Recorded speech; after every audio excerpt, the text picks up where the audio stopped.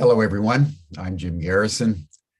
In the spirit of the trees, in the spirit of all of living nature, with deep gratitude for all the generations before us who have brought us to the present moment, I want to welcome you to this session of Humanity Rising.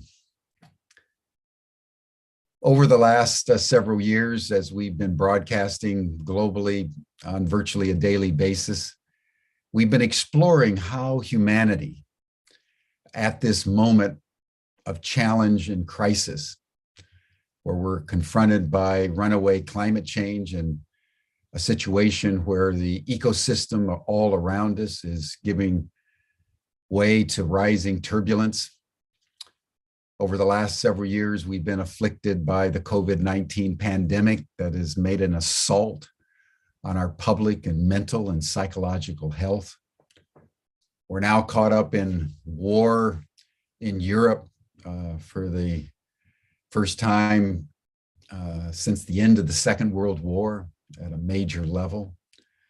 We are challenged by economic uncertainty and the question of how humans at this moment, when we count as one among the million or so species that are endangered and close to extinction, how do we realign who we think we are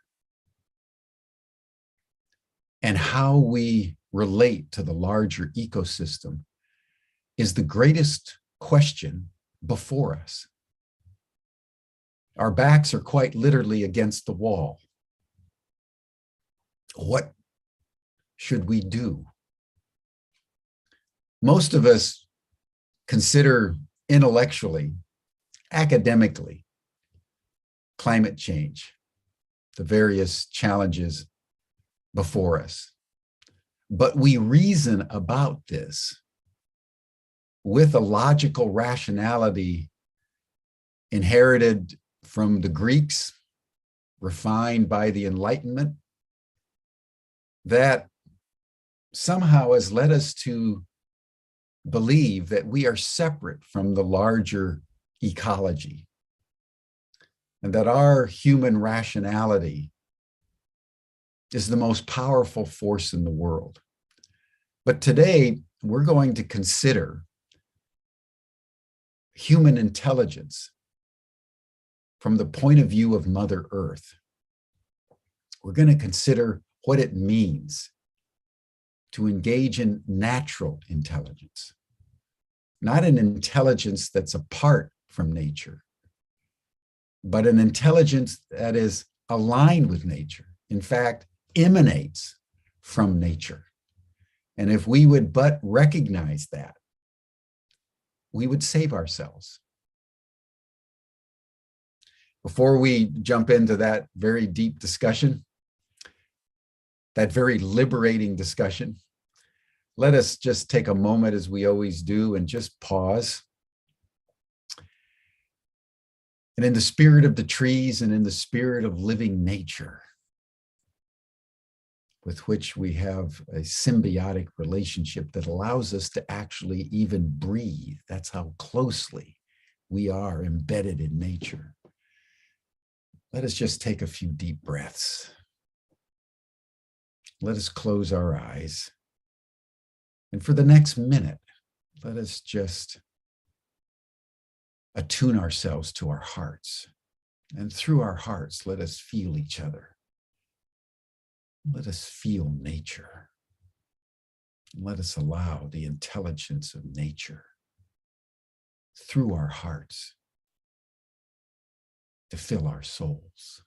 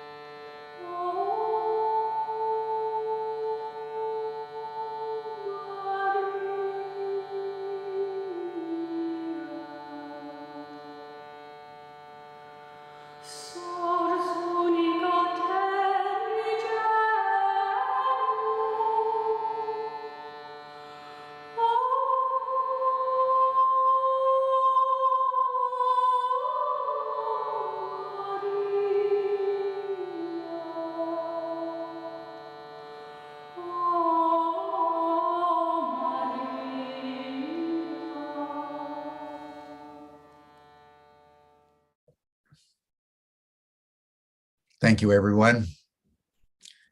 Now it's my pleasure and privilege to introduce to you Jetta Mali, who's the executive director of an organization called Intelligent Life that has dedicated itself to the exploration of natural intelligence and how we humans can re-understand what intelligence actually is, not from the point of view of our logical rationality, our reason, but from the point of view of life itself, the earth herself. So Jetta, I want to welcome you to Humanity Rising and thank you for the extraordinary work that you've been doing. Jetta consults with organizations and individuals all around the world. They have developed scientifically attuned pathways of understanding what natural intelligence is. And as I was saying to Jetta before the program started, while we were in the green room, I can't think of a more important domain for humans to actively, urgently explore than how we can align our intelligence with nature and come to an understanding that that's the way it's been all along. We've just forgotten the plot line. So Jetta, thank you for joining us. And Jetta is going to make a presentation, everyone. And then after her presentation, I'll circle back. And all of those of you who have questions or comments in the chat, we'll honor those at that time. But Jetta, welcome. And I turn the program over to you. Thank you, Jim. Thank you so much. And thank you for your beautiful opening. At Intelligent Life, we start all of our meetings and all of our sessions and courses this way too. And it's lovely to share that time with you and everybody who's listening in. So yes, I'm going to share my screen and then take you through a presentation. So hopefully you can see that now. And Jim spoke about, I'm going to just stop my video so that's not distracting because I'm going to get in the way of the slides otherwise, and I'll come back on video at the end. So Jim spoke about natural intelligence, and this is something that I want to unpack for you from our perspective and our understanding and our learning. Certainly my own journey with this has been over the last 35 years of working with this and teaching and sharing, advising, consulting. But I think it's something that I've been involved in for not just this lifetime, but lifetimes, to see how can humanity align to this freely available, naturally available, accessible intelligence which governs all life, not just the life of the planet and the nature that we see around us. And something else we'll unpack as we go through is the word nature, because we use it not only for the natural world, our vegetation and our beautiful creatures around us, but we also use it to describe the qualities that we hold within our being. So that's something we'll look into as well. How do they arise? How do they come about? And as part of that exploration, we'll also look at the model of life. What is the system thinking of life? How does life design itself? And how can we align to that design so that we are in concert with nature, with natural intelligence, and not inadvertently or even intentionally working against it? And I'm going to start by sharing a video, a short video. It's, I think, 8-9 minutes long, which talks about the benefits of natural intelligence. So that's going to do some of the work for me. And then at the end of the video, we'll come back down to earth with a bit of a sharp bump and look at the present picture and why we might be experiencing the kind of outcomes that we are. So if I can.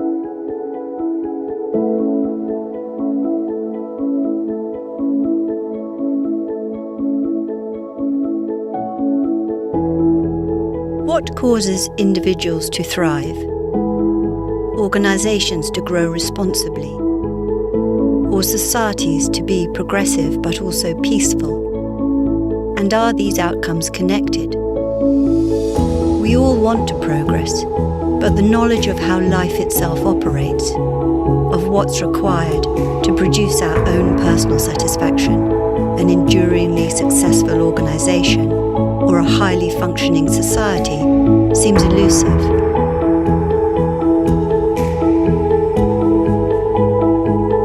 In order to solve the challenges we face, we usually break issues into component parts and treat them separately. But what might work on one problem can't be transferred to another, so the solutions aren't joined up. And even the best intended efforts to create positive change can have unintended consequences. Is it possible to develop one system without depleting another? To engage with ever-increasing complexity, we need to understand the cause of the issues we face. It is only through working with the underlying mechanics that we can develop truly new approaches and solutions, and not simply recycle old ideas within existing frameworks. The mechanics of energy provide us with a fascinating insight into the system thinking of life. Energy is the universal building block. Therefore, it provides a reliable platform which acts as the foundation on which everything is built. The study of energy reveals not only its structure, nature, and function, but also the pervasive operating system that coordinates all life. As such, it acts as a unified framework. We refer to this cohesive, unifying element as natural intelligence. The principles of natural intelligence can be applied to all levels of life. They give us a fractal system that scales from individual to global. So what works for an individual also works for every level in the whole system. This allows us to find joined-up solutions. So, in short, natural intelligence makes life work.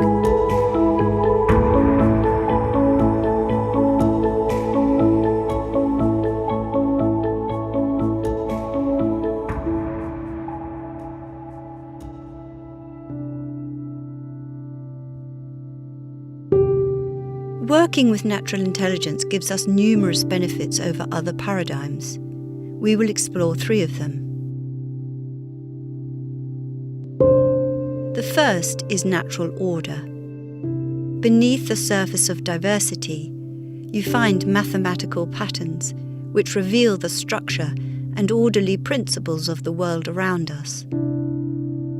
These patterns can be decoded to reveal a comprehensive working model that can be harnessed. Natural intelligence works off an inbuilt, self-organizing principle, which allows us to compute complexity effectively. Used as a working model, we are able to see the underlying pattern of any issue, diagnosing and treating problems at the root. The second is natural genius. In order to move beyond the thinking that is bringing us our current results, we need to create the conditions for a step change in our understanding. As the name suggests, natural intelligence is predisposed towards inspired innovation, which brings completely new outcomes into view.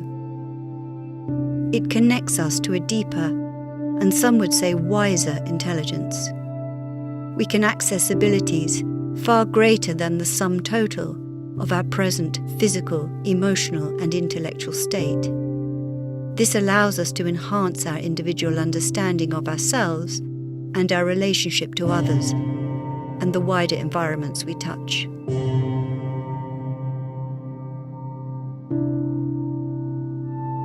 The third is natural growth. The pursuit of growth alone, without an understanding of the system and principles which bring it about, can create imbalance. Natural intelligence is fractal in nature, so the same principles unlock the whole system simultaneously. We can utilize this predisposition towards growth to expand, develop, and evolve individual and collective systems, which allows us to replicate and scale positive influences seamlessly. Because the properties of natural intelligence are interconnected by design, whenever you access one property, you automatically draw on the others. Natural order, natural genius, and natural growth do not compete with each other. They work together cooperatively, efficiently, and effectively, in balance and in harmony. These principles apply in both simplicity and complexity, and this allows us to distill complex situations into understandable root elements and work with many factors simultaneously. Because natural intelligence always operates on a win-win basis, it is predisposed towards outcomes that are universally beneficial. Natural intelligence can be understood, practiced, and applied in any setting. It has the capacity to evolve us and our world, and lead us towards a future that works for all. There's a key to unlocking it, and that's what we'd like to share with you.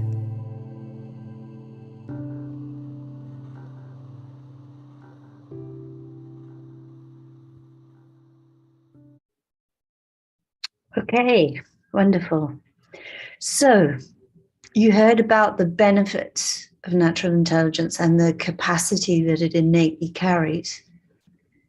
But how does that work for humanity? Because clearly we're not accessing it, clearly we're not aligning with it.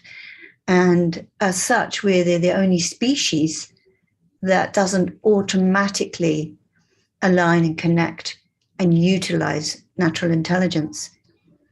We have the potential for that, but because we carry free will and the ability to have independent thought, we have the ability to log on to it, but we also have the ability to ignore it and reject it. But woven into us is a kind of foolproof mechanism. And that's our desire for humanity. As Jim mentioned, I've worked all around the world. I've spoken to many different audiences, many different settings. And without exception, when I ask those audiences whether they want the kind of qualities and conditions that are listed here on this slide, everyone says, yes, it's a no-brainer, literally a no-brainer, because we answer this question with our heart. Yes, of course I want this. It feels better. Whether we behave like this is another matter, but we all carry within us the nascent hope that we will experience these qualities. And that is true for all human beings everywhere where they exist. Even those that we consider the dictators and the despots of history also carried this secret wish within their heart, whether their thinking and behaviors express that or not. So how did that get there? How can that be so ubiquitous? The answer is that the way we are made gives us the predisposition for this, and that cannot be an accident.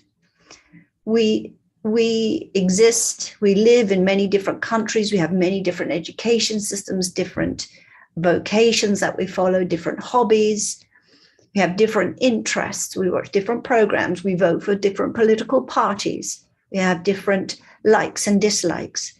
But the fact that this is universal means that it is the one thing that humanity all agrees on. And that surely is a good place to start to mine down into why that is so. But if that is universal. How come the way that we live is so divergent, so disparate from the ideal, from even just all of us having the same kind of comfort, the same kind of access to clean water and shelter that is considered an absolute basic need for human beings?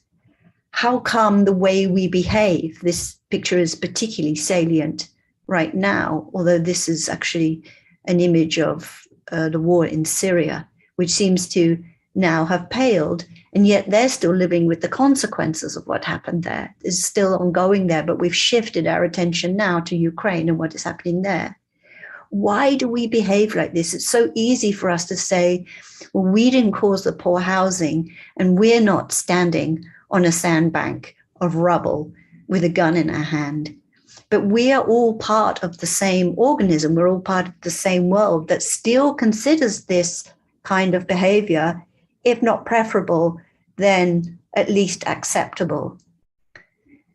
One of the hallmarks of a civilized organism, a civilized entity, a civilized society is how we treat those less fortunate than ourselves, how we treat our fellow creatures, particularly in those countries that are considered developed, carries a damning indictment of how we look after our fellow creatures. And that treatment is also extended to the natural world. This is an image of an oil field in the Amazon basin that was, some years before this picture, a pure body of water, and now it's a toxic waste dump in which nothing thrives. Probably close to all of our hearts is the conditions that some children have to live in. These pictures are not from the time of Dickens. They're not from 150, 200 years ago. These pictures are current, and this is the reality for some children. So it's clear that something isn't working, but are we asking the right questions as to why? Because we have tried with our United Nations, with our Millennium Development Goals, with all of the efforts of both government and civil society, we have tried to legislate our way into some kind of behavioral alignment. But that hasn't stopped. We have more laws now than we've ever had in the history of our planet. And yet our behaviors seem to be spiraling out of control. And with it, the fate of our planet. Gregory Bateson, who you might know, said that the major problems of the world are the difference between the way nature works and man thinks. So we need to ask the question, how does nature work, and where did nature get that thinking from? Because maybe we, as the humankind, are operating on a different system to nature and the animals. Maybe we're operating from a fundamental misunderstanding of what life is. I often say, if we want life to go well, surely we need to understand what life is. Just like a potter needs to understand the properties of the clay that he or she is working with in order to know how the pot can turn out and where the stresses might be and what its internal strengths and weaknesses are. This image gives us a kind of understanding that depending on the way we're looking at something, we're going to get a very different view. We can look at things in 1D, which means we're looking at it from one perspective. We're looking at it one-dimensionally, and we're only taking in one set of information. 2-dimension might double that and give us another plane to work with. But we know that life on Earth and human life is not 2-dimensional. And so the next natural progression seems to be, well, let's go to 3D then. We exist as 3D beings. Everything around us looks very 3D. Surely that's where we need to examine. If we can just understand the 3D, then we'll understand life. But the 3D is an expression of what gives rise to it. It isn't the originating program in and of itself. So we need to move beyond 3D into really understand the operating system of life. And yet, if you look around you, if you look at until very, very, very recently, that kind of thinking, and to a large part, is still not accepted within the scientific community. The world around us is built, the built environment is predicated on what we can see, is predicated on that scientific model that if I can see it, it exists. If I can't see it, it doesn't. And yet we know within our own experience that we have thoughts and feelings which don't show up in the 3D, and yet they seem very real to us and they have very real outcomes in our lives. So to move beyond the 3D, we need to move into 4D. We need to move into the space which the 3D arises in. And then once we get there, we need to mine down even further and say, how do we explore that space?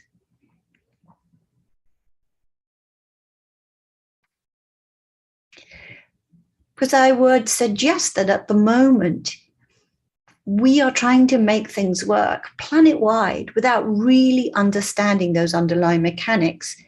And yet it's what is contained, it's the code, the information that is contained in those hidden mechanics that are giving us the results that we are getting.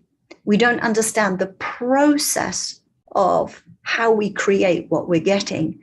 And therefore, without that understanding, we can't do anything different. We've taken a very small slice of life and examined it ad nauseum. We haven't looked at the part of the process which happens before 3D, and we certainly haven't looked long-term at the consequences of that ignorance. So what I want to move into now is more of an explanation of the model of life. As it says here, these, what we call the universal laws governing our existence. And this is from the perspective of the human being and how we can access these. So I want to go back. I realize I've just jumped over some slides, so I'm going to go back and then we'll lead back into this. If you look at these images, you can see that nature is clearly working off some kind of organizing principle. It clearly knows what it's doing. These reoccurring patterns, these kind of formations of a color and texture, and I would add beauty, are not the result of some random chaos that is just throwing these things up without any forethought. This is the result, this is the expressed result of a coherent, intelligent, deep knowing system that we are only scratching the surface of. And if the same mechanics that are giving rise to all of that beauty, all of that intelligence, are working successfully already in the way life on Earth is able to occur and maintain itself, the system without our questionable intervention is self-balancing and self-maintaining. If that is at work, then surely that's going to contain the clues of how we ourselves, individually and collectively, can be in alignment. So what I want to propose to you is that these laws are universal, that they exist whether we know about them or not, whether we subscribe to them or not, and whether we like them or not. And they are above and beyond our capacity to change them. And some people are not comfortable with that proposition. They'd like to think that the human being is the supreme creator and organizer. But personally, I find it comforting that we're not in charge, that there's something larger than us, vaster than us, more intelligent than us at work, and that we are a product of that rather than that being at our beck and call. But something that vast, that universal, can be hard to grasp. Physics I'm a fan of physics, and physics has done a fine job at trying to explore it and explain it. But personally, I find this standard model of particle physics hard to follow, hard to grasp, and certainly hard to translate that into a model which might help me change my thinking and my behaviors and come into alignment with that universal intelligence. So that's why we try to come up with something simpler, and this is where we jumped to before. This is where we are now. Try to come up with a model of life which helps to explain that intelligence and help us to connect with it. So first, I'm going to take you through those universal laws and share how they operate. So the first, this will be no surprise to anybody. The first is that everything is energy. Why is that important? It's not something that's just important for physicists. If everything is made of energy, it means, as it said in the video, it is the building block. It is the building block of how we're made. So this is that analogy with the potter understanding the clay. We are the potter. We are creating all the time, and we're doing it with energy. We don't have any other material available to us because everything is energy.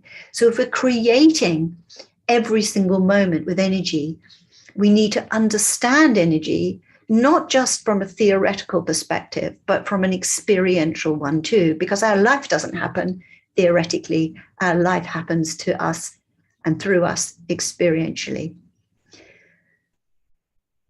We need to understand the structure of this energy. We need to understand its nature, its properties, and we need to understand how it functions.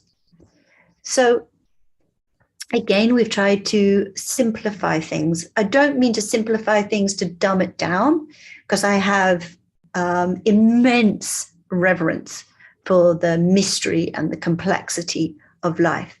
But just from the point of view of being able to share the tip of the iceberg and try to explain it so that we can grasp it and start to make sense of it within our experience, I've tried to simplify matters.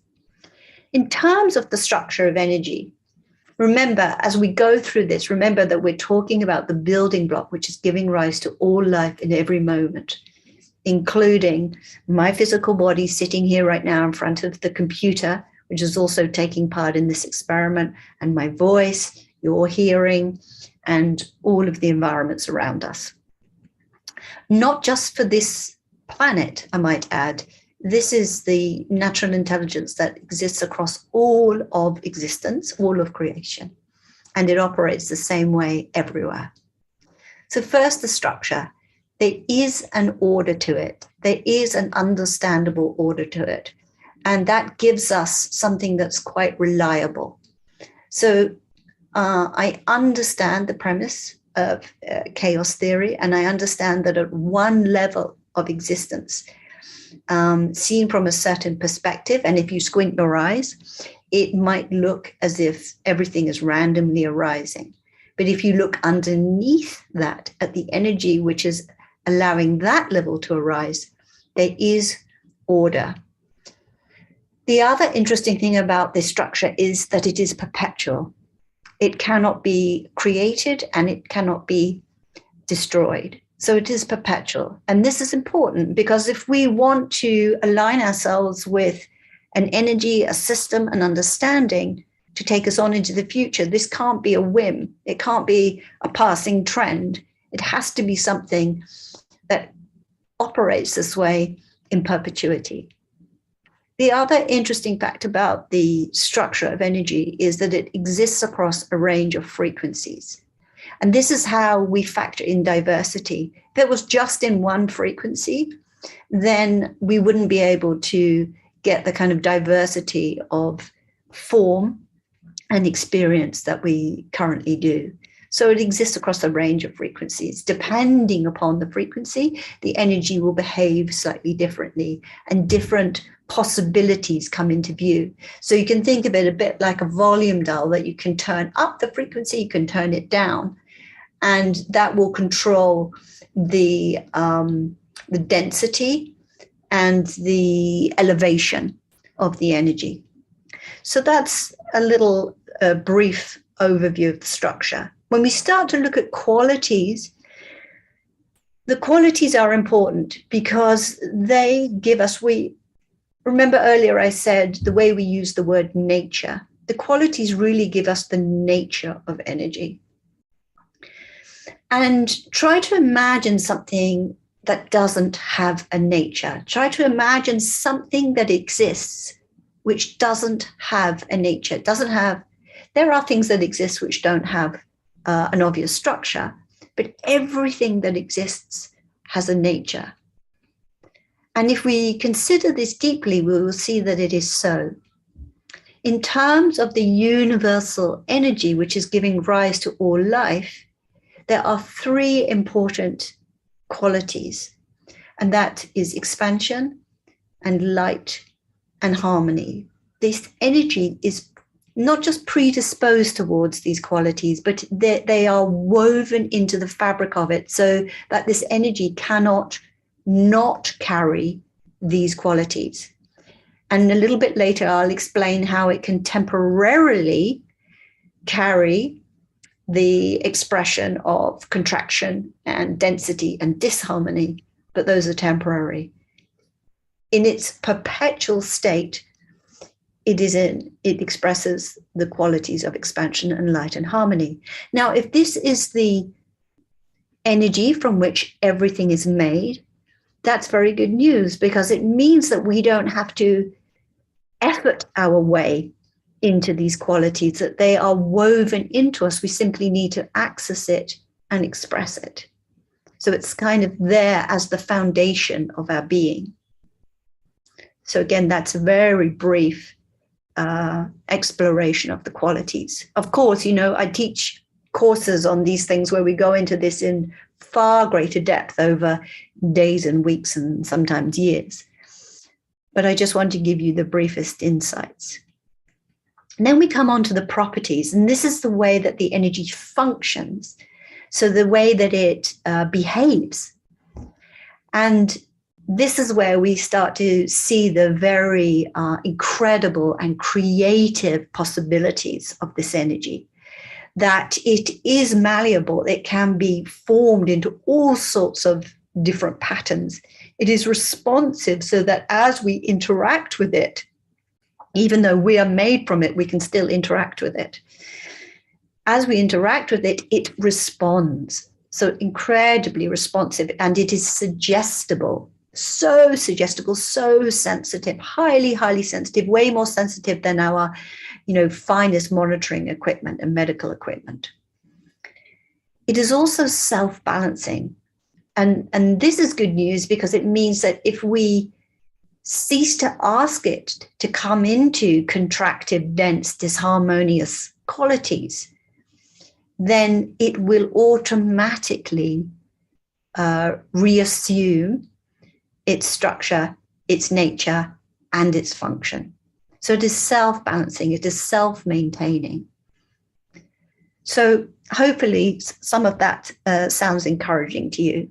But how do we access it? Because right now it looks a little theoretical sitting there on a slide, and you're saying, yes, but I still have to pay my bills. I still have to be nice to my wife. I still have to make time to look after myself and play with my children and make a living and be of service to the planet. How do we do that? Again, I'm not telling you anything new. I'm just putting it all together so we can see the entirety of the picture. This energy only exists in the present moment. It cannot exist anywhere else. We can say that the present moment is the face of existence. For those of you who are religiously inclined, you might want to say it's the face of God. So the present moment is where this energy exists and where this energy expresses and where we access it.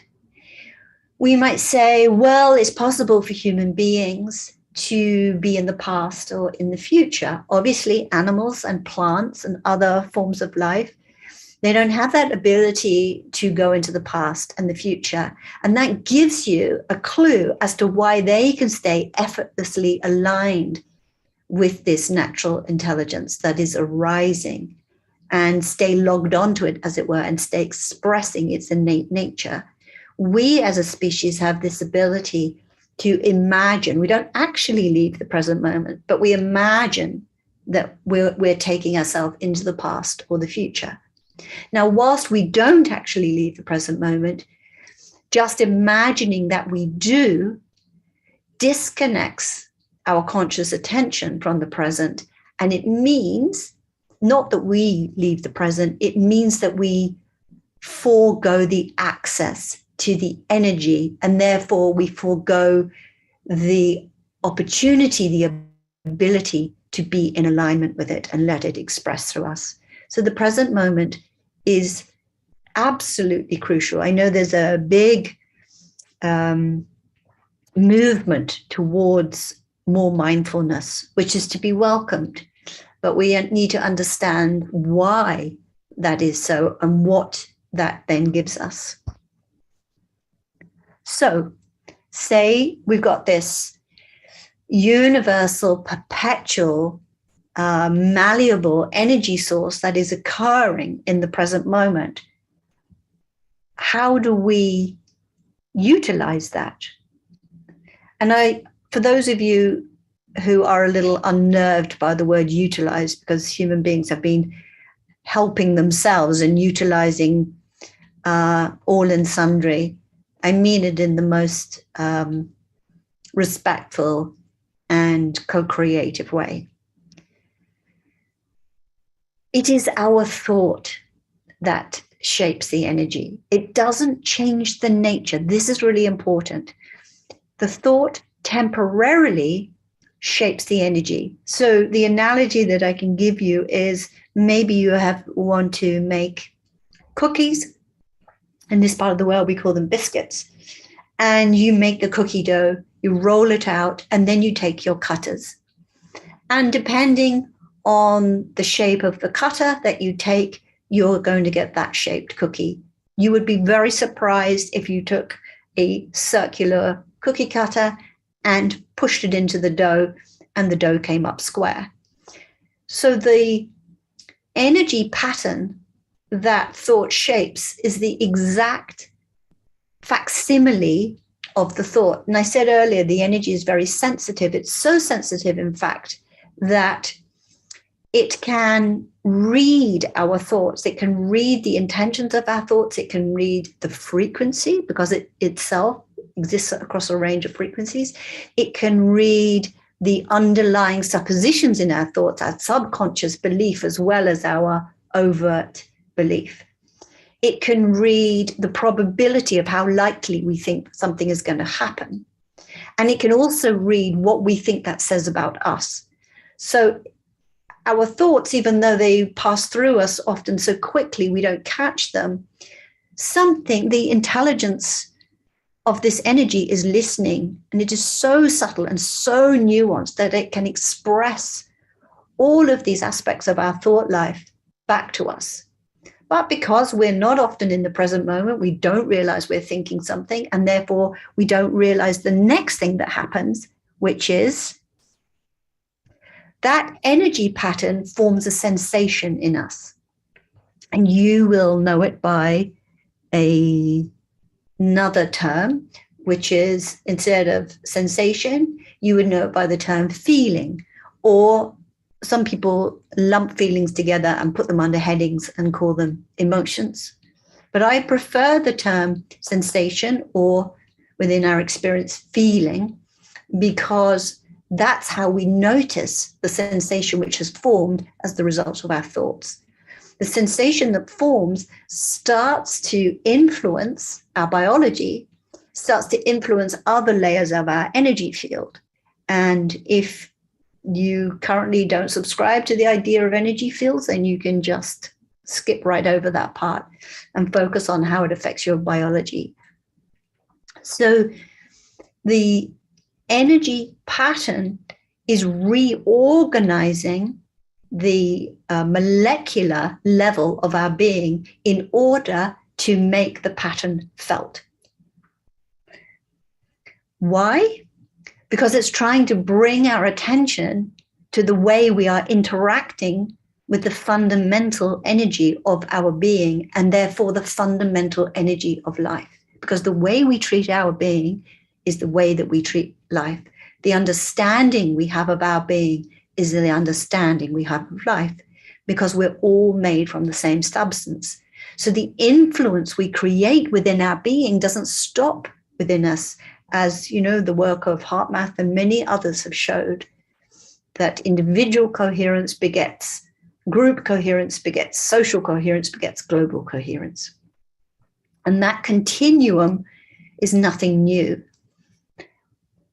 So we are creating those mini influences going out into that 0 point energy field, which is carrying them into the wider environment.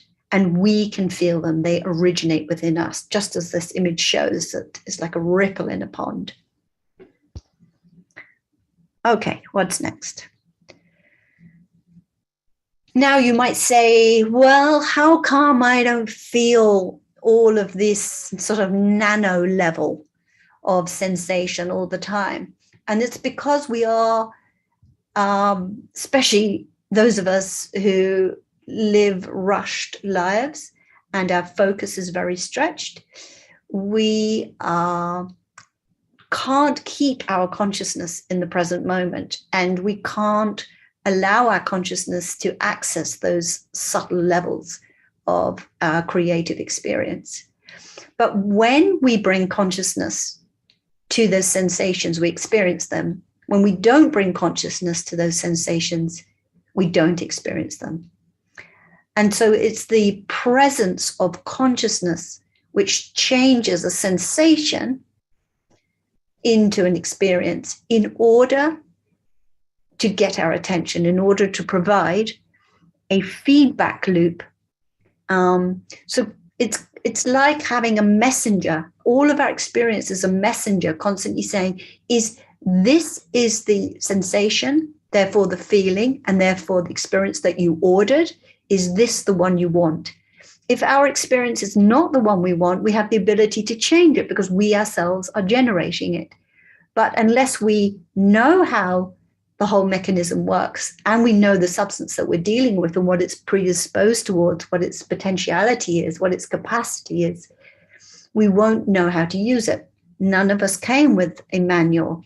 And unfortunately, our education system and probably our upbringing didn't put us any better in the picture. And because the understanding of how life works is not universally agreed or universally accepted, then we don't operate inside that agreement. We're all sort of working off our own theories. And that's why we don't have that cohesive alignment within even our own species.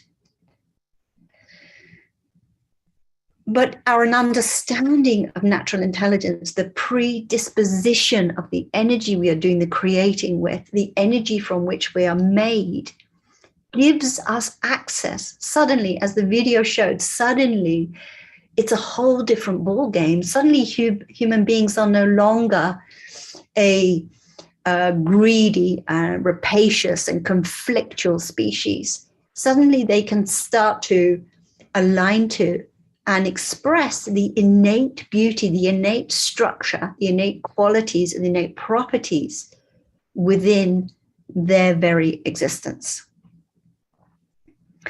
So natural intelligence, the understanding of natural intelligence and the model of life is like, it's like a tangible model, an operating system, a framework that helps us to not only better govern our built environment, but also to manage the intangible aspects of life, such as our feeling life and our thought life and our connection.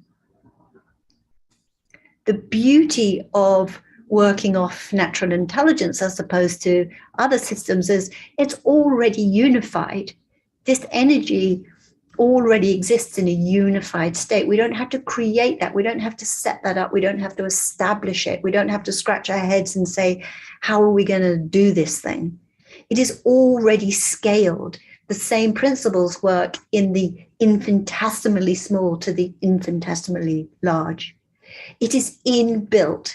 We don't have to strive and strain to adopt a way of thinking or even a belief system around this. It's woven into the very fabric of our being, right there at the foundation and the core of our existence. It is self-organizing. If we stop disrupting it and interfering with it and diverting it off course, it will automatically align us to expansion and light and harmony because it's predisposed to this. And I've worked now with many thousands of people, and I've seen this replicated over and over and over again, that this is not some wishful thinking. This is not pie in the sky. This is literally accessible within a moment's notice, just as Jim demonstrated at the beginning with that beautiful opening meditation, that invitation to connect. We can feel it immediately. If we do it in a concerted and systematic way with a little bit of knowledge at our disposal, it can help to guide our experience. And the fact that it's accessible to everyone means it's not the result of education or money. It's a completely level playing field. Existence has designed itself to be truly equanimous. And so it doesn't matter how many clothes we have in our closet. It doesn't matter whether we get a raise or not. It doesn't matter whether we even like our job or our spouse or our friends or even ourselves. We can access this. It also means that there is hope. There is tremendous hope for us that we are carrying the very solution that we're looking for in our external world. We are carrying it within us. I love this quotation from George Bernard Shaw, which says, to change something, build a new model that makes the old model obsolete. And I know that we are coming to the end of our time. I have a few more things I want to tell you, and then I'm going to come back into discussion with Jim.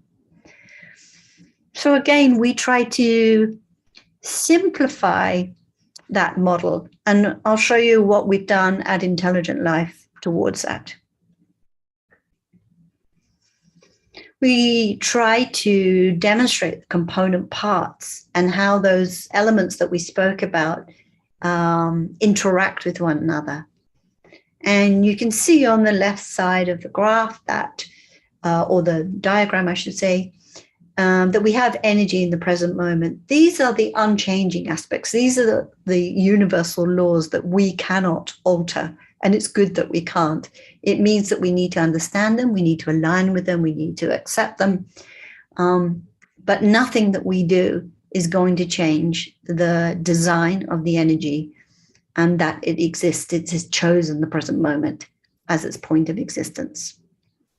On the right-hand side, this is where we have our responsibility. We can choose our thoughts and therefore the sensations that we create. and you see their consciousness and experience either side of life. Where we place our consciousness determines, and if we can place it in energy in the present moment, we can extract from that the properties, we can access them, we can start to align with them by using our consciousness in a certain way. And where we place that will determine our experience. So this is the highly, highly, highly simplified model of life. Now, we've taken that a little further and said, okay, these are the sort of component parts of how we generate experience. But it doesn't exist across one plane like this. It exists much more like this. Now, don't worry about all the tiny little words. You don't need to read those. Basically, we said, okay, this energy exists across a spectrum of frequencies. So from the inner circle to the outer circle, that is to represent that spectrum of frequencies. There are different aspects, depending on the frequency, different aspects of human life that we pay attention to, that we get involved with, some more than others. And this is kind of the generation of our experience, generation of the results that we're getting, both on an individual level and on a collective level. So those are the indices you see around the edge: purpose, vision, values, inspiration, so on. They start with purpose and they follow through all the way around to form. So from purpose to form, those first 8 indices are expressing the journey that energy goes through as it comes into material form. Now, most of us are into sort of showing up with consciousness at the point of mindset, just before feeling, which is just before form. So we are showing up very late to the creation process. What we really need to attend to is to be able to log onto the energy as it's expressing through purpose, vision, values, inspiration, and motivation, because those are the precursors for how our mind works, how the sensation forms, and therefore how our biology responds. The last 4 indices, experience, relating, identity, and challenge or responsibility, are collated indicators. So from that journey we take from purpose through to form, it generates a certain experience. Based on that experience and self-feeling, we relate as we believe we are. And those two then feed into our self-perception and the identity we take for ourselves. And those 3 form the major lessons that we face. That's the challenge level, and the response that life is asking from us in order to evolve. So, because I like it in the circular form, but you can imagine it's hard to work with. So I'm going to jump forward. So we swapped it over into a grid form. So it's all exactly the same information, but we work with it in a grid form. But I wanted to show you the circular form because it's much more representative of how the energy scales. And if we look at this slide, we can see that how we evolve from the inner circle to the outer circle on an individual level, because of the way that the energy is structured and natural intelligence works, those inputs, known and unknown, are affecting the group level and the societal level and the global level simultaneously. So this image shows you those correlations. And actually, I probably will upset a lot of scientists when I say causation, but yeah, I'll just have to take the flak for that one. So coming back to this grid, on the left-hand side, you see we've named the levels. We've just given them names which might represent how the energy behaves. Across the top, you'll see all the different indicators, which I just described, which relate to different aspects of life. And then you can see, if you follow one down and one across, then you arrive at the kind of thinking and behaviors that you're likely to get at that. Now, what this represents is our evolving relationship with natural intelligence. So you can see from survival, it's mostly when we're in misunderstanding, and the misunderstanding, the kind of outcomes that we might get within our mind. Our mind might be fearful, our experience might be in struggle, our relating might be guarded. As we start to learn those lessons that are listed in the challenge and responsibility column, we gradually work our way through and start to refine our understanding. And as we do so, we start to interact with the energy in a different way. And so by the time you get to something like connection, where our purpose is no longer to survive, but to understand, the thinking and the behaviors, the way we interact with that primary energy source changes, and the kind of outcomes we get. Our mindset is more open, our experience is more contented, our relating is more tolerant. So you see how that works. So then we took that into an exercise and put it into an app. This is what Jim was referring to at the beginning, where you can start to map yourself, not just as you are now, that would be the usual self. You can also map your potential and you can map your limited self. So you can see where your potential is trying to lead you. You can see how you usually show up. And you can also see what might be getting in the way of you realizing that potential. So we don't have time to go into that in detail, but you can find more information on our website if you want to find out.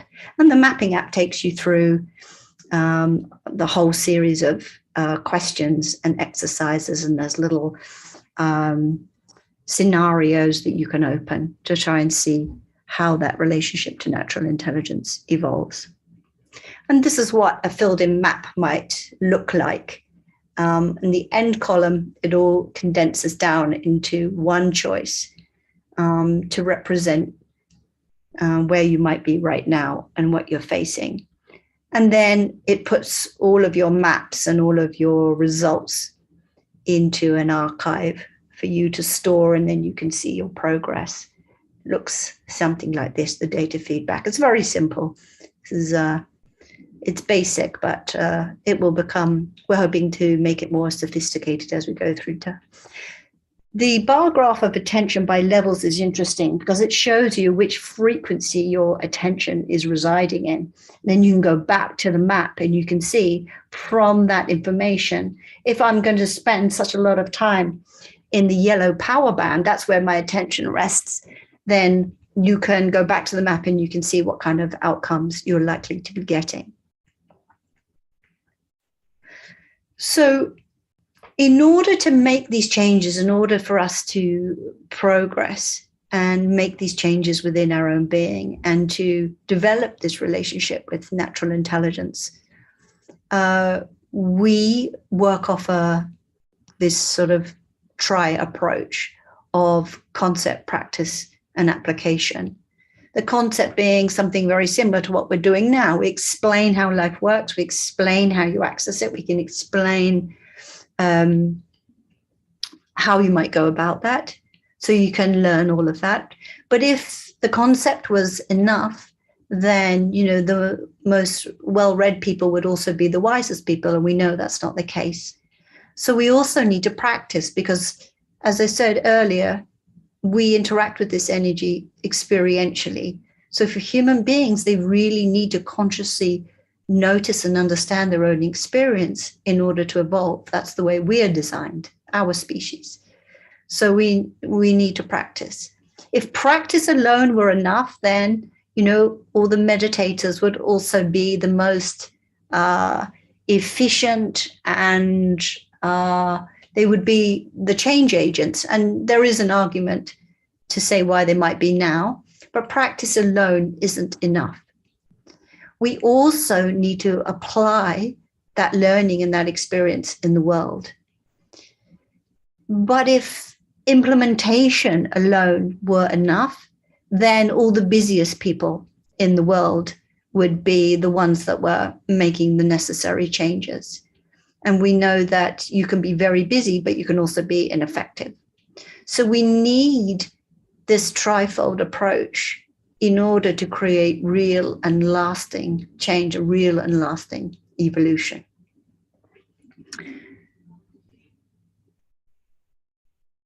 And we believe that if we do this, we can take this understanding of how life works, the mechanics of life. We can take that as the nucleus, the DNA of what we build on. And we can start to take responsibility for our own input. We can start to see that the experience we're generating and collectively the results that we're getting in the outside world, because our external environment is just a collective expression of all of our individual ones. We can take responsibility for our own input into our own experience and that we're putting into the world. And then we could start to practice these positive experiences again, individually and collectively. And as we do that, we round that curve. The left side, understand, responsibility, and practice. They are a sort of internal and individual responsibility. But as we round that curve and we start to incorporate new behaviors, we turn the corner towards the right hand three, which is where it starts to move out into the world. Because as we incorporate new behaviors, we are setting new patterns in place, both individually and, as I explained, those ripple out and start to tangibly affect the collective fields. And then we can start to not just practice positive experiences, but then demonstrate the good that is possible. And this is where it gets exciting. This is where people start to notice. And everyone says, oh, yes, I would like a part of that. But unless we take care of that left side and what's going on internally and how we're interacting with the energy, we're never going to be able to build and create, which are the last two points of that journey along the way.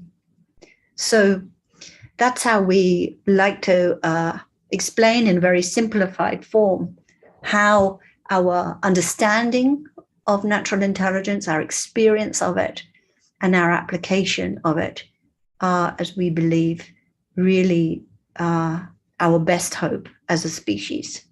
So we like to say, when you choose your future, you're choosing our future. So thank you very much for listening, and welcome Jim back into the mix.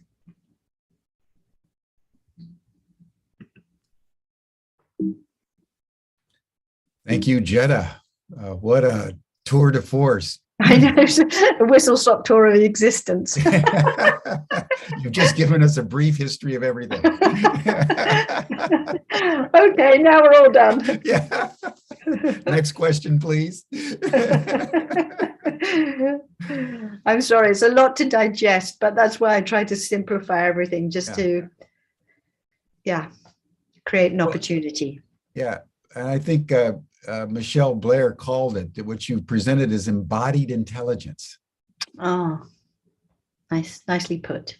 That's a beautiful way to put it. Thank you, Michelle. Embodied intelligence. It's actually, as you're pointing out, Jetta, it's who we are. Mm-hmm. What you're describing is what we actually are comprised of. Yeah, that's right. And it's our lack of understanding of that constitutes the major part of our current predicament. Yes, that's right. And, the system operates the same way, but with understanding of it and conscious utilization of it, we can unlock that capacity. But sadly, even if we are inadvertently misunderstanding, it means that same system is processing and expressing that misunderstanding. So even if we intend one thing, we can still experience another. And so without the understanding in place, we don't even realize how am I getting these results? I want a nicer world. Why does it look like this? So, yeah. Well, let's dive into some questions, because there was a number of them that came up. One from Catherine Alexander, who wanted you to refine your definitions and the relationship between energy on the one hand and life. Is energy life? Are they separate? How do they interact in your view? Okay, well, when I'm talking about definitions, we're talking about our definitions, because nobody has the mandate on ultimate definition. So it's always the way we describe it.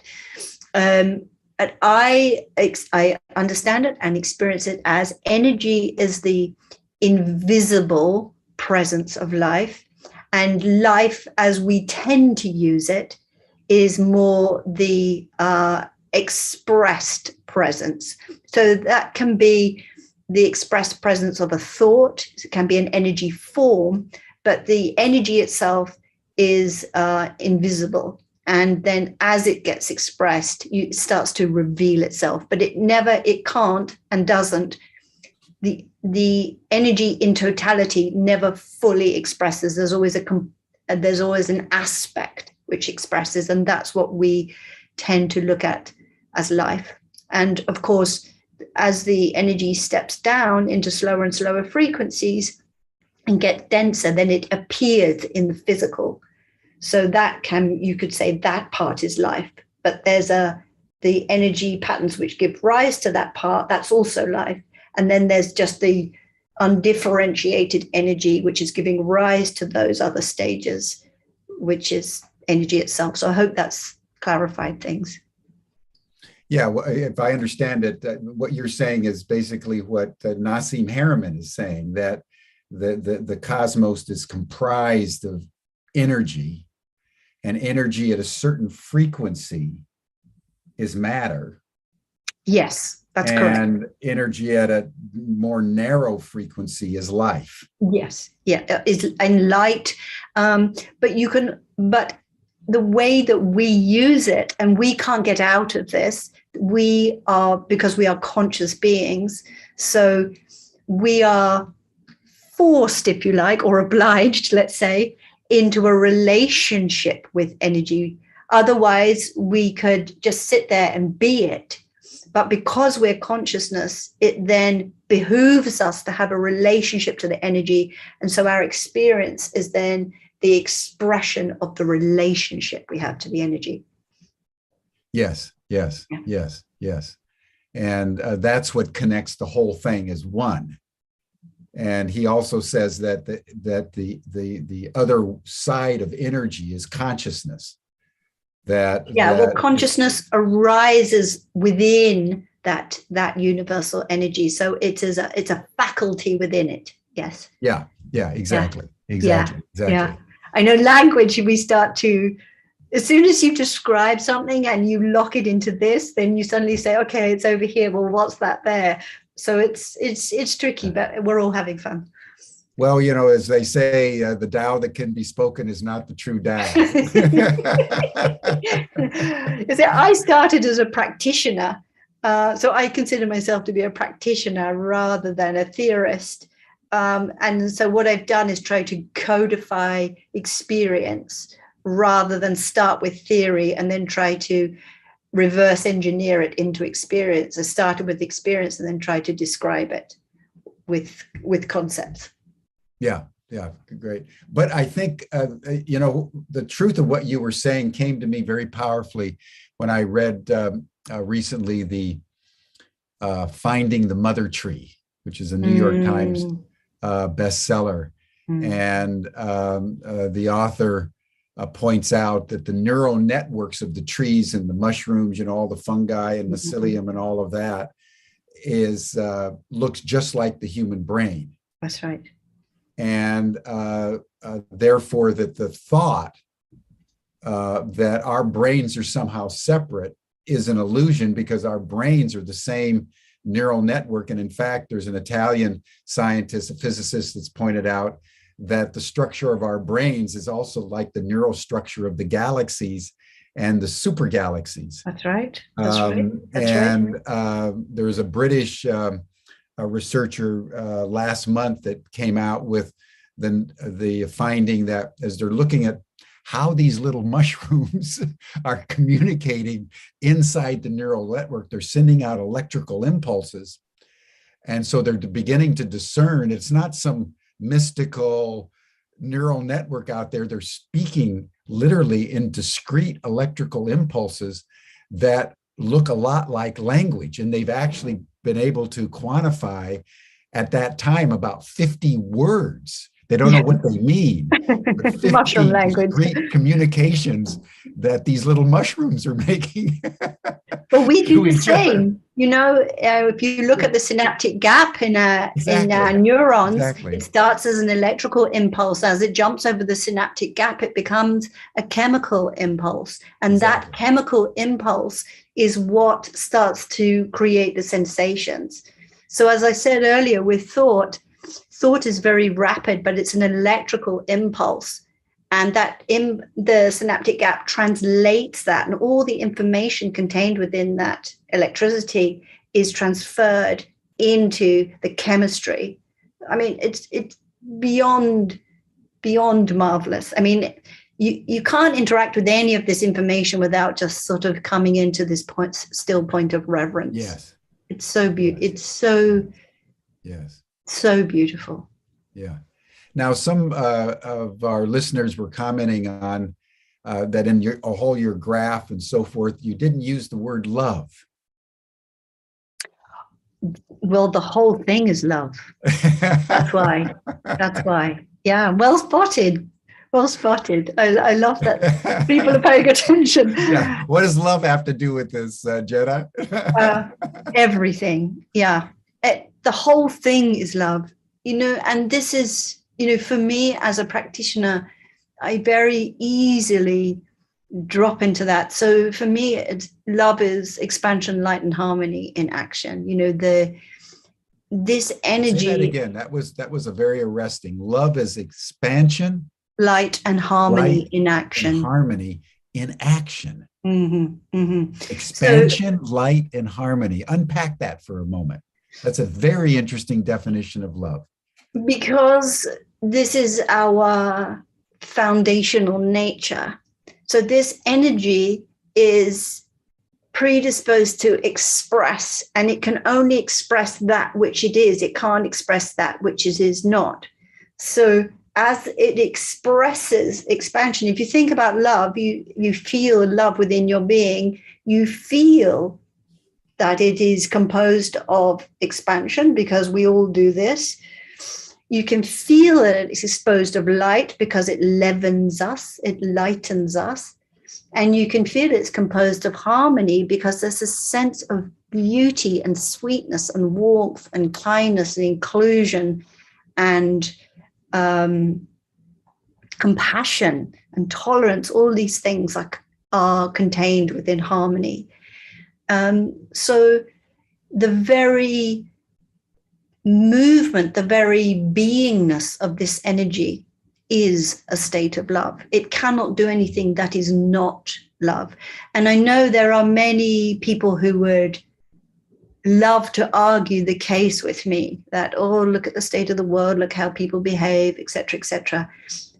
To me, that is misunderstanding. It's not an argument for the fact that we are not composed of an expansive, light-filled, harmonious energy.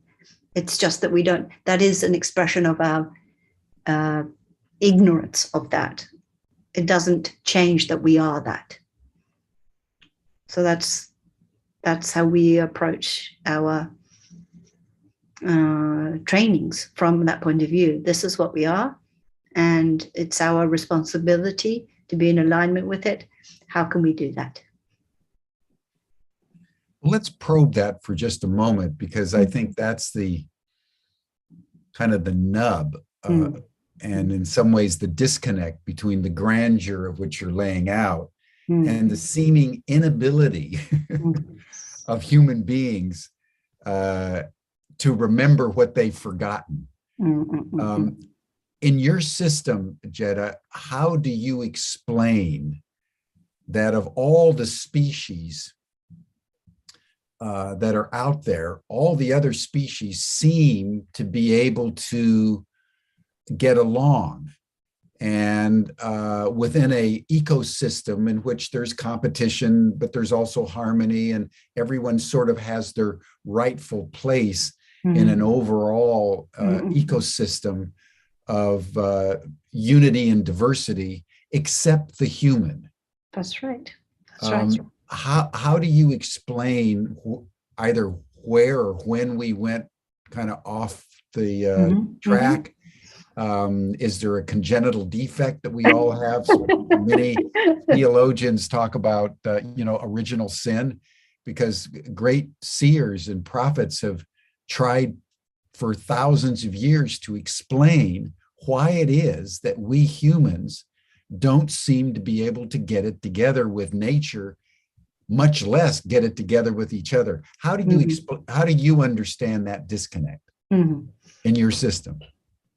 We were given a gift let me take you back a little bit and I'll come back to that. So if you see the planet there, this beautiful planet that exists, then the planet has different kingdoms that share this planet. So we have the mineral kingdoms, which make up, the rocks and the mountains and the structure of the soil. And then we have the vegetable kingdoms, which form like the etheric of the physical. Then we have the animal kingdoms, which form the astral body of the planet and collectively provide the service. And then we have the human kingdom. And as you go out with each successive kingdom, you're adding not only another dimensional frequency, you're also adding another capacity. So the mineral kingdom has a certain consciousness and capacity. Then the plants have a certain consciousness and capacity in the etheric. Then the animals have a certain consciousness and capacity within the astral. But only humans have this ability to reside in a realm where there is independently arising thought. And that gift wasn't given to the other kingdoms in the same way. I know the mushrooms have their language, but it's an aligned language. They can't, in and of themselves, the trees, the mushrooms, the rocks, they can't in and of themselves decide to be out of alignment. So our independently arising thought life is what gives us a tremendous gift, but it also comes at a price. It comes with tremendous responsibility. And that thought life is there to make us consciously align to the truth of our being. If we don't do that, if we decide to lay our thoughts and our beliefs in something which is not existentially true, doesn't matter whether you believe it's morally true, not on that level, but existentially true. If you don't place your thoughts in that truth, then you are going to inadvertently create non-alignment. And that's how we can diverge. We have this ability to create something which is other than the truth of our being, that which is existentially true. And it doesn't mean that misplaced or misunderstood creation is going to continue in perpetuity, but it does create a temporary reality. And we are used to, we look at the state of our planet and we're all a bit worried, where are we going? How's it all going to turn out? But in terms of the evolution of consciousness, in terms of the history of our planet, we're talking about tiny time frames here. And so we are evolving. That's what the map is trying to show us. We are moving in that direction. We need to bring our thoughts little by little by little into alignment with that truth. And as we do so, we think differently, we feel differently, we speak differently, we behave differently.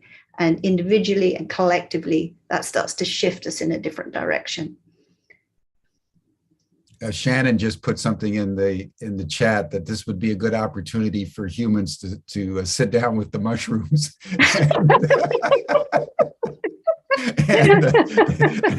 and learn. I mean, you're making a very important point. They speak like we do, but they're speaking in alignment rather than out of alignment. You don't see any mushrooms rebelling or Right.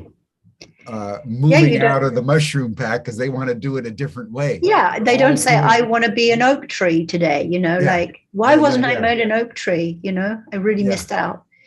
They don't have the ability to not be that which they are. So they are, and without that mental interface directing our creation activities and experiences elsewhere, we would be like the mushrooms. We would be like the lions and the birds and the trees. We would just experience that which we are. I just want to clarify one thing you said when you said we are remembering. I think this is something, this kind of thinking is spoken about often. I think it's helpful for us to remember in the evolution of consciousness, there is an aspect of our being, our higher self, which is always in alignment. It is always in a state of natural intelligence. Then we have the soul level, which is kind of like the sort of remote hard drive where we're, downloading programs onto it. We're uploading our experiences into the sort of universal mind. And then we have our humanness. And our humanness is in a state of forgetting because we're on a planet which teaches us, the art of forgetting and perpetuates that forgetting. But in terms of the evolution of consciousness, we are evolving into an understanding of who we are, the truth of who we are. The truth stays the same at all moments. So the truth doesn't change. And we are kind of, or let's say the truth is here, and our consciousness is coming into it. So even though it's always true, we don't know it's true. So as we travel into that understanding. And once we are consistent with that understanding, then we experience it. Gotcha. So that it explains why it is true that we are designed this way. And it is also temporarily true that we don't behave as if we are this way. Yeah. And by the way, Deanna Rice just put in a comment that, in fact, we can learn the language of the mushrooms when we eat them. The magic mushrooms. I wondered when that was coming. people already think we're left of field enough without advertising that we go Good around. One, Deanna. Getting our knowledge that way. The language of the mushrooms if we eat the right ones. Let me. I know we're getting close to being out of time, but I been wanting to ask you, given this extraordinary presentation, in your worldview, Jetta, where does the influences of the other planets in the solar system? There's been a lot of research, for example, that the 11-year cycle of the sun flares, have a direct influence on human aggression and human creativity. And going back, they've tracked it now back 2,000, 2,500 years. And you can see a correlation with this 11-year cycle with human activity of various kinds all over the world. Yeah. So when you think of natural intelligence, are you limiting your kind of scope to the planet?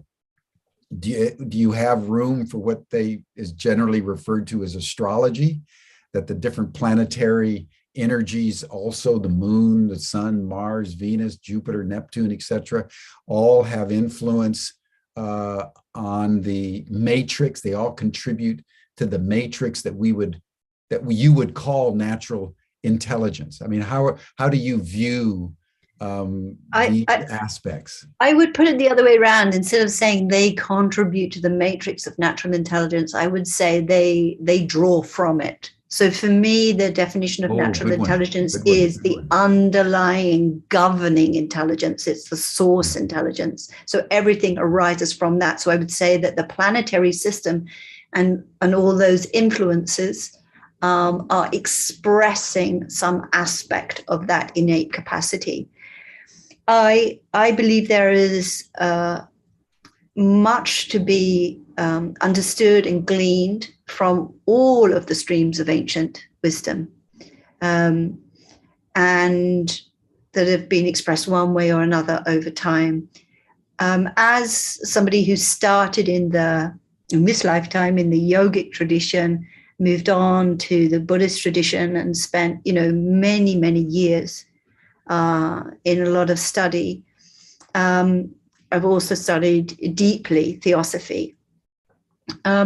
I found that the truths, unless one was going to devote oneself, 30 years of practice, I found that the truths were sort of hidden in a sort of dense body of knowledge.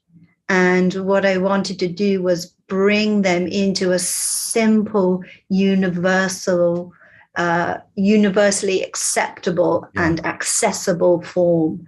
Because we don't have time to argue the finite points of, Jainism, Buddhism, Hinduism. We just need to understand ourselves in the simplest and most immediate way possible. But yes, I believe that this foundation of source intelligence, notice how we've traveled from natural intelligence to universal intelligence to source intelligence. And we're naming it as it is, as source intelligence, which is so woven into the presence of existence, that applies everywhere at all times. There is nothing which is outside of that. But the manifest diversity within that is mind-boggling. I mean, it's beyond comprehension. So yes, of course, it applies to this planet and human beings. But so it's the same principles, as it said in the video, the same principles operate the whole system and unlock the whole system. So, but, we have to start in our own backyard, which happens to be planet Earth right now. And there's an argument to say that,